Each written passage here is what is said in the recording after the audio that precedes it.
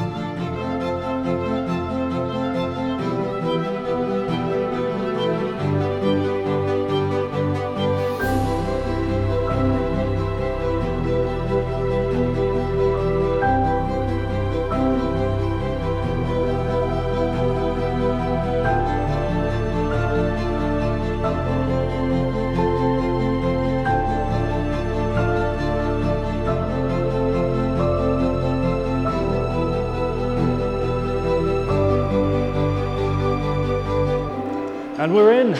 M8 is currently being leveled by Brian, and look at all these accessories. Wow, everyone knows that this is the best bit of the job. So I've got so many different things. This is just a few that I've unwrapped at the moment. So these are pneumatic vices. Got layers of adapter plates over here. So this is for the 5th axis. We've got the chip tray, which is big. Speaking of big, check this manual. Whoa. There's no jokes as well. Look at how thick that is. Just some light reading for the evenings, I think. A few minutes later. Right, so Brian's out getting some air fittings at the moment. Let's take a look at the machine because there's just so much cool stuff here. I'm so excited. I'm like a kid in a candy store. So, starting off, we've got the next control here, which is huge, by the way. This screen doesn't look anything like as big as it is in real life, but I've got my hand next to it. Now, obviously, you don't know how big my hands are, most likely, but I've got pretty big hands. This thing is massive. Inside, we have power. So look at these. We've got LEDs along the top. That's going to be fantastic for filming. I'm really happy to see that. It's going to make it very easy to see what's going on in the machine. Obviously, we've got our vacuum tables already installed. Now, these can just be added and removed at will. So I've got some T-slot plate that can go in here as well for clamping. See, it interfaces with these points over here. So these have got little cones in them that help self-locate within the epoxy granite base. Now, this is the cool thing. Well, it's all cool, but this is the particularly cool thing in my opinion. I've got this. So this is a Datron tool assist. And apparently, I am the first person in the whole country to have a machine with one of these fitted. And this is what's really cool about it. If we look in here, aside from the fact that this is awesome that we've got a window, we look inside. There we are. So that is the tool changer. So I've got the 60-piece tool change. I didn't feel like the 144 was particularly necessary for me, but 60 is really useful. And you can just about see it in the corner there. So that aluminium rack on the side there, that is the tool magazine. So basically, it pops out over here, goes shoop. You load your tools, you pop it back in the machine, It goes in here, and then the machine itself will then pick up the tools and place them in the tool pockets. This is all then assigned on the next control, and it keeps everything away. So the tools come in through like an arm here under this flap. Now the thing I really like about this is it keeps chips away. So one of the complaints I heard from a few other owners from previous M8s was that because they had like bins on the back here with the tool changer, sometimes you could get chips stuck in there. So really mobile materials like acrylic or acetal, the chips are very, very light, so they can sometimes make their way into the bins. That won't be a problem because I've got this. Likewise, that means here, which is the touch probe, this was normally over on that side. This has now been moved over here to be adjacent to the tool changer. So that minimizes the length of time between doing that and touching off and so on. Now we've got the spindle here, so I went for the 3 kilowatt spindle, which doesn't sound particularly powerful, but remember it's a different sort of spindle. So this isn't about raw horsepower, this is about speed and precision and operating in a slightly different way. So this is a high-speed machining type machining center, which works fantastically well for what I'm doing, mostly in acrylic, where actually more horsepower won't get me anywhere. I'm more constrained by my work holding than the power of the machine. This is really cool. It focuses. So I got mine fitted with the Renishaw probe, so that's got the 3mm probe tip at the moment. The one below here is the 1mm. So I'm probably going to be using the 1mm most. That's really useful for doing thin material and for probing inside small holes and things. So I'm going to have that one fitted, and I'll keep this one for occasional use if I ever need to swap it over. But that, there we go, then fits onto this arm. So this arm has a magnetic coupling at the top here. The probe tip, that then fits onto here, which is brilliant because if you accidentally knock this when doing a probing routine or something, it will just come off. So you won't damage the probe, you can put it back on and then just reinitialize it all. So this is really cool and I think very user-friendly. And it's just nice that I'm going to have parity between these parts and some of the other pieces of machinery that will be arriving later.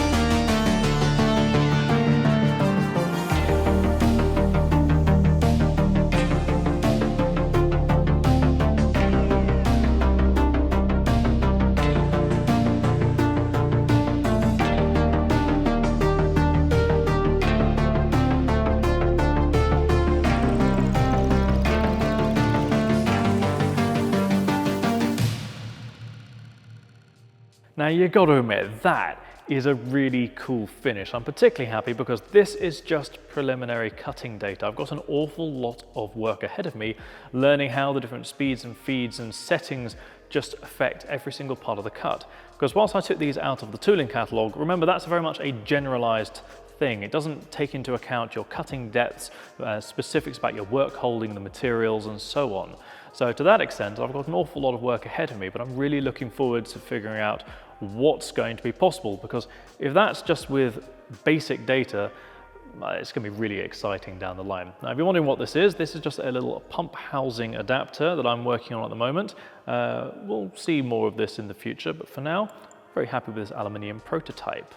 Now, sorry for this video taking quite so long to come out. I'd actually wanted it to come out a while ago, but we did have a couple issues with the installation of the machine. So when it arrived and everything had been put together, we noticed that the spindle was slightly out of alignment. Now this is particularly strange because they are meant to be calibrated in the factory in Germany, and then when they're shipped over, sometimes you can have knocks and things. But the thing is, normally you can spot that sort of thing because they come with special shock stickers on the machine itself, so you can spot if it's exceeded any G-forces, say it's been dropped or knocked or something like that. And it would normally take quite a big hit to put the spindle out of alignment.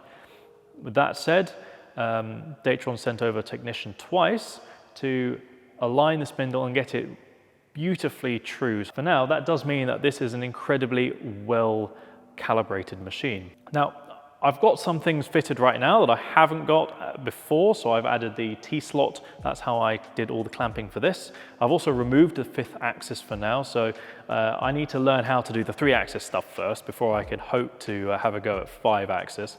We did have a play around with things, but of course it is quite tricky, so I want to just stick with something simple so I won't crash it by accident, and then when I've become very comfortable with the machine, I can then work into adding in the 4th and then the 5th axis, which should be really exciting. Now, the other thing about it is I'm going to have to be working out things like coolants and all the other bits and bobs. At the moment it's running ethanol, which is very good for aluminium, but not so much for acrylic. Now, cast acrylic isn't badly affected by the ethanol, it should be fine, but it does leave a sort of a cloudy surface on it. So I'm going to have to be looking at maybe having a dual coolant system in the future, or running a different sort of evaporative oil. As long as I don't use an aqueous coolant, I'll be fine with this machine. It's just going to be a lot of playing around, figuring out how I can get the very best finishes that I possibly can, and hopefully I'll be able to show some experiments about that in the future. Now the next video is going to be about another piece of kit that arrived shortly after the Datron, and it's a really, really cool one. The only thing is I've had a week of training on it, but even then I just want to have a little bit more practical experience first before I talk about it in front of the camera. But believe me, it's absolutely awesome. Now you can actually find out what it is if you go to my Instagram and follow me over there, because I've teased it when it arrived, and I've also posted up a couple bits and bobs in the meantime. I'll also be posting things up even when I use it during the week. You can also find me over on my Facebook page, which is also linked in the description down below. Of course, it goes without saying, make sure you subscribe to the channel, because otherwise, how else are you going to find out when a new video goes up? And trust me, you won't want to miss any of the future ones. Now take care, folks, stay safe, and I'll catch you next time.